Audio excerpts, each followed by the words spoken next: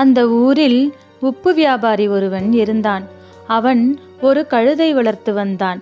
தினந்தோறும் அந்த கழுதையின் மீது உப்பு மூட்டைகளை ஏற்றிக்கொண்டு சந்தைக்கு சென்று வியாபாரம் செய்து வந்தான். சந்தைக்கு போகும் வழியில் ஒரு ஆறு இருந்தது. அந்த ஆற்றை கடந்துதான் சந்தைக்கு செல்ல வேண்டும். வழக்கம் போல ஒரு நாள் உப்பு வியாபாரி கழுதையின் முதுகில் உப்பு மூட்டைகளை ஏற்றிக்கொண்டு வியாபாரத்திற்கு கிளம்பிச் சென்றான். வழியில் உள்ள ஆற்றை கழுதை கடந்தபோது எதிர்பாராமல் கழுதையின் கால்கள் வழுக்கிவிட்டது. எனவே கழுதை தடுமாறி ஆற்றுக்குள் விழுந்துவிட்டது. கழுதை தவறி விழுந்ததால் அதன் முதுகில் இருந்த உப்பு மூட்டையும் சற்று நனைந்துவிட்டது. கழுதையை வியாபாரி மெல்ல தூக்கிவிட்டான். ஆனால் நீரில் மூழ்கியதால் மூட்டையிலிருந்த உப்பு ஒரு சில நிமிடத்தில் அப்படியே தண்ணீரில் கரைந்து பாதி மூட்டையாகிவிட்டது.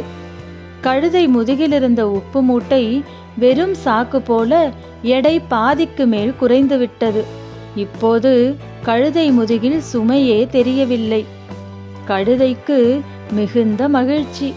ஆனால் வியாபாரிக்கோ பெரிய நஷ்டம்.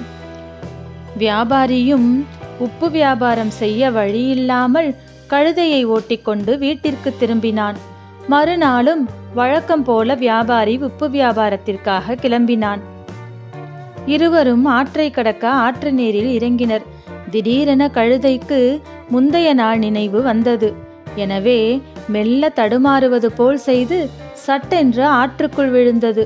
அடுத்த நிமிடமே கழுதை முதுகிலிருந்த உப்பு மூட்டை நீரில் கரைந்து விட்டது. இன்றும் கழுதைக்கு முதுகில் சுமையில்லாமல் போய்விட்டது. கழுதை தனது தந்திரத்தால் தொடர்ந்து அதையே மேலும் சில நாட்கள் செய்து வந்தது. இதனால் தினமும் வியாபாரத்திற்கு செல்ல முடியாமல் வியாபாரி தொடர்ந்து சிரமம் கொண்டான். கழுதையால் பெரும் நஷ்டமடைந்த வியாபாரி ஒரு நாள் வழக்கம் போல சந்தைக்கு செல்லும் போது கழுதையின் நடவடிக்கைகளை கூர்ந்து கவனித்தான். வேண்டுமென்றே ஆற்றுக்குள் விழும் கழுதையின் தந்திரத்தை வியாபாரி புரிந்து கொண்டான். எனவே அதற்கு ஒரு நல்ல பாடம் கற்பிக்க நினைத்தான். மறுநாள் கழுதையின் முதுகில் வழக்கம் போல உப்பு மூட்டையை ஏற்றாமல் பஞ்சு நிறைந்த ஒரு சாக்கு மூட்டையை ஏற்றி வைத்தான் உப்பு வியாபாரி. வழக்கம் போல கழுதை ஆற்றுக்கு வந்ததும் எதிர்பாராமல் கால் தடுமாறுவது போல ஆற்றுக்குள் விழுந்தது. மூட்டையிலிருந்த பஞ்சு அனைத்தும் நீரில் நனைந்தது. கழுதையின் முதுகிலிருந்த பஞ்சு மூட்டை இப்போது முன்பை விட அதிகமாக கனமாக இருந்தது. கழுதையும் மிகவும் கஷ்டப்பட்டு ஆற்றை கடந்து கரைக்கு வந்து சேர்ந்தது. தனது ஏமாற்று வேலை இவ்வளவு நாள் தன்னை வளர்த்து வந்த வியாபாரிக்கு தெரிந்துவிட்டதை எண்ணி மிகவும் வெட்கப்பட்டது.